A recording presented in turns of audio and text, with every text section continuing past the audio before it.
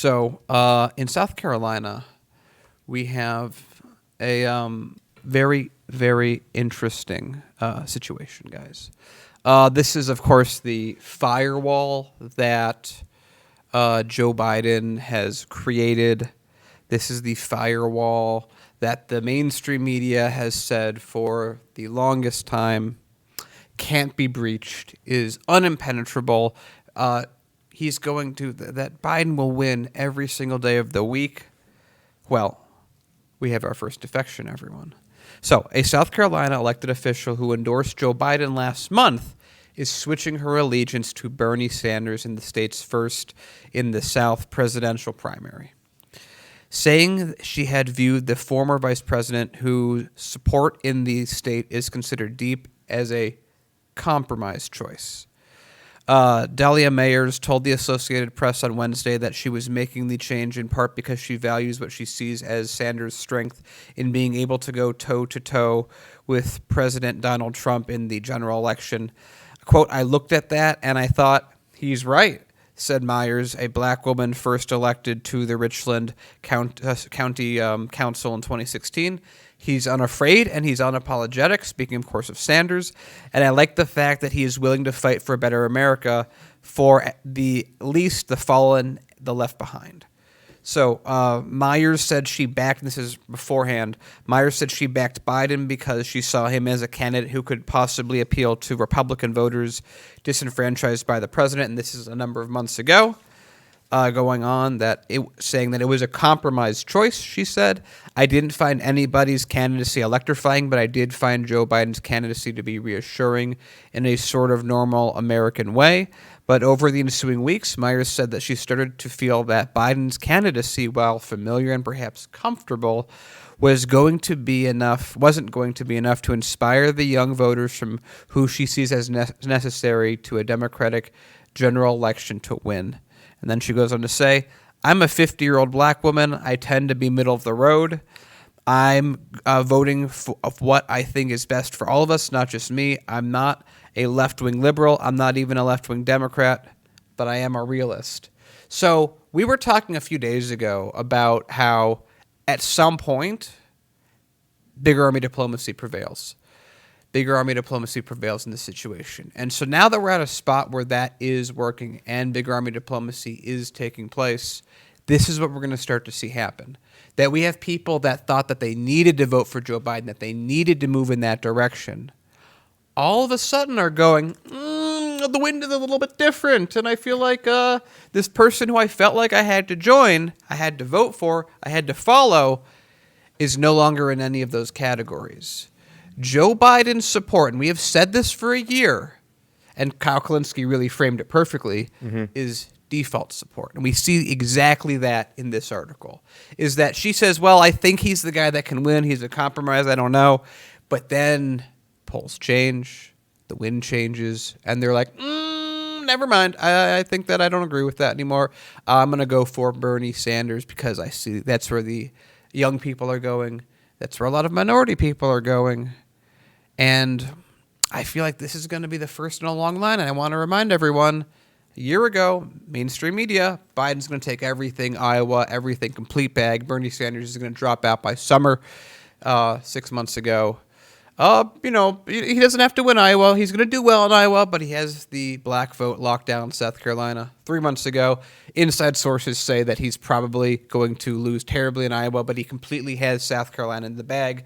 A month ago, South Carolina is wavering a little bit. Today, we have someone defecting. What do you think? Well, so this is sort of good news in that it confirms your we win by winning kind of stance, right? As the Bernie movement gains momentum, as it looks like he will win these first states, you end up having both your default support voters say, ooh, maybe we got to look at this guy. And while it infuriates me that, and I bring this up a lot, that when we look at sports teams, we love to root for the underdog, right? When we look at movies, we love to have our hero come up and be this David versus Goliath sort of story. But when it comes to politics, nobody wants to vote for the loser. And so people almost look to vote for who they think will win and not think about what policies do I want? What kind of governance do I want? Who do I want to represent my values in our government? Like it's like everyone checked out and doesn't want to engage civically on an intellectual level. They just want to not be wrong when they go to the ballot box. Yeah. But what infuriates me even more is that exact same mentality playing out here. It's almost frustrating that we have to show people who are in established seats of power, you have to support this person because they're going to win. We don't get to make the argument, hey, this person's policies will be better for the people, and your constituents will like these policies, and your constituents will vote for these policies, and you should be on board with these policies. No, it has to be, are you going to support the guy who wins? Because if you support the guy who wins, you'll be getting favorable stuff, and blah, blah, blah, blah, blah, blah. It's infuriating. I hate that about politics, because it's just like, I just wish people would behave in the way that the system is almost designed, or it's put forward, that sort of this myth of, it's a marketplace of ideas and we're going to, come to the best solution. And it really is a popularity contest and a vying for power. And it bugs me about that. But the silver lining is it's turning in our favor, which is good. I don't want to diminish that, but it just is eternally frustrating that it's all power dynamic stuff, and it has nothing to do with policy.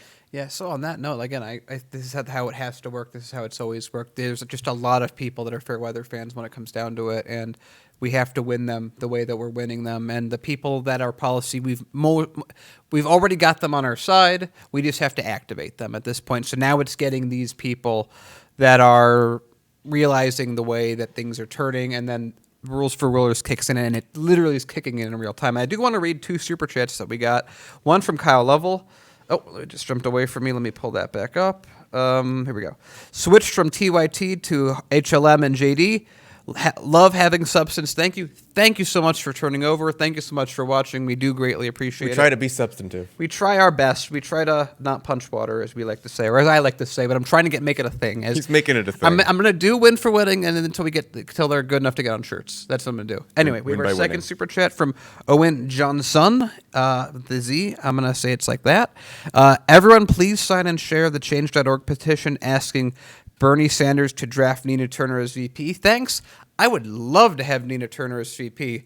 It was so fun a year ago when I was first talking in my circles and circles that are more establishment, and they're like, "Oh, you're a young person interested in politics. How do you think this is going to play out?" And I have a lot of bets that I think I'm going to be able to collect on, because I just kept a lot of pizzas, huh? Well, you could say that. But I was saying from the start that it would be. I think they were like, "Oh, okay, if Bernie wins, you think Bernie's going to win, who's this VP going to be?" And I'm like, Nina Turner would make sense. It might be Tulsi Gabbard, but Nina Turner seems to make the most sense to me. And they're like, "Who's that?" I'm like, "Well, you'll find out pretty soon." So, oh yeah, she gonna make some waves.